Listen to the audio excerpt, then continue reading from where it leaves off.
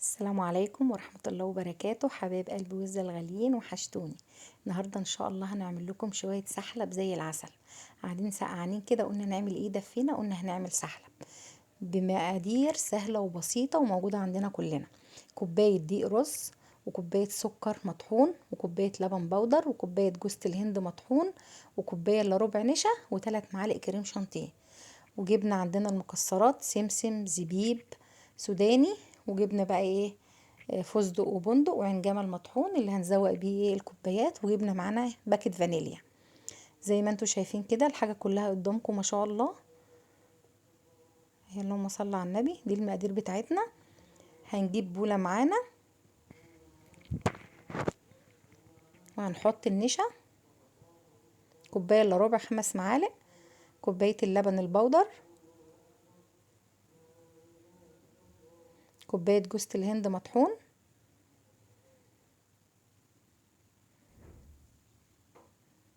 كوباية سكر مطحون، وكوباية دقيق الرز. ده رز انا غسلته ونشفته وطحنته في الكبة بتاعة الخلاط، وممكن تشتريه جاهز من السوبر ماركت، بيتباع اكياس رز مطحون. ودول 3 معالق كبار كريم شانتيه، وده باكت فانيليا. كان المفروض احط 2 باكت بس انا ما عنديش الا ده، هي قامت في دماغي كده وقمت عملته. حطينا سوداني وسمسم وزبيب. وهنقلب بقى كل الحاجات بتاعتنا دي نخلطها في بعضها. عايزه اقول لكم ريحته جميله، ريحه جوز الهند كده والفانيليا والكريم شانتيه كله مع بعضه ما شاء الله. هنقلبه كويس. اهي بسم الله ما شاء الله. كل حاجة موجودة عندنا في البيت، دي الرز، السكر، النشا. كل اللي اشتريناه من بره هو لبن البودر، جبناه من عند العطار او من اي سوبر ماركت عادي. انا ما بحبش اشتري حاجة من بره، كل اخواتي واصحابي عارفين ان انا بحب اعمل الحاجة بتاعتي بايديا. وبسم الله ما شاء الله، ناجح وجميل، يعني زي العسل. السحلب طلع طريقته ناجحة وجميلة ومقاديره مظبوط. هنعبيه زي ما شفتوا معاكم كده عشان نعرف عملنا قد ايه. اهو ما شاء الله.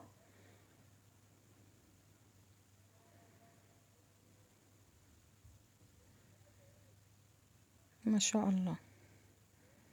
وهنعبي التانية كمان. وفضل معانا شوية كتار برضو هنعمل منهم السحلب. هنعمل مع بعض كده 3 كوبايات سحلب نشربهم انا والاولاد. يعني ملينا العبوتين اللي قدامكم دول، وتفضل معانا كمان. جبنا بقى 3 كوبايات لبن، وجبنا معانا بندق وعين جمل وفستق، ده انا طحناه في كبة الخلاط. جبنا اللبن هنحطه في الكسرولة.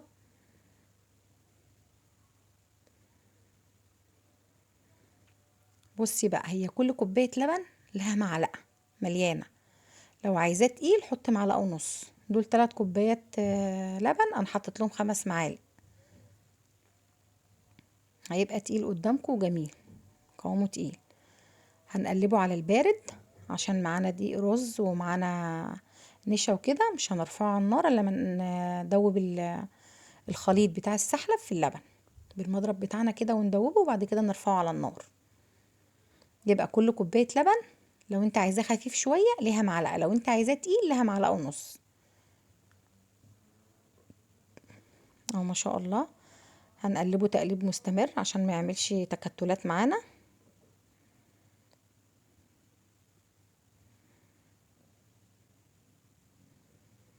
ما شاء الله، اللهم صل على النبي.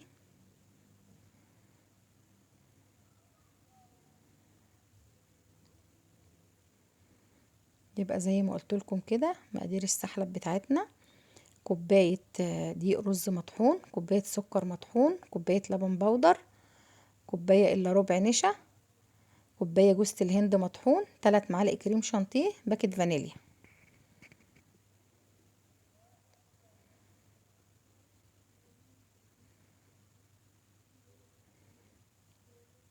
ما شاء الله، اللهم صل على النبي. حاجة بقى ما شاء الله جميلة وحلوة وتدفينا وعاملينها بايدينا. وكل المقادير عندنا في قلب البيت، حتى لو مش موجودة هتشتري من بره ايه يعني. جوزة الهند، لبن بودر، مش حاجة صعبة ولا حاجة. الرز انا غسلته حطيته في المصفى نشف، وعملته في الكبة بتاعة الخلاط اللي بنعمل فيها الكمون والفلفل، ونخلته ما شاء الله ناعم جميل زيه زي النشا وزيه زي السكر البودر. كل حاجة، كل كوباية يعني كوباية، كلها كوباية زي بعضها، ما عدا بس النشا هو اللي كوباية الا ربع، اللي هم 5 معالق. ولو انت عايزة تحطي الكريم شانتيه حطيه، مش عايزة تحطي كريم شانتيه براحتك. بس انا حطيته بيخليله نكهة وطعم جميل.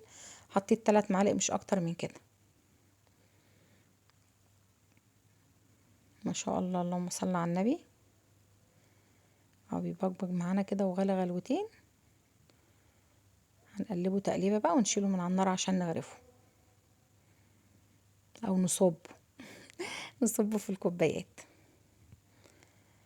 احنا عاملين 3 كوبايات، هنجيب ال3 كوبايات بتوعنا بقى ونعبي فيهم الثلج. شوفوا ما شاء الله تقيل ازاي، القوام بتاعه تقيل ما شاء الله، اللهم صل على النبي. عايزه اقول لكم بقى ايه، بيدفي في السقعه دي.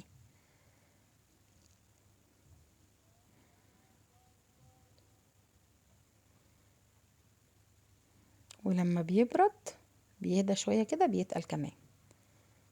عشان كده بقول لكم اللي بيحبوا خفيف يحط معلقه واحده.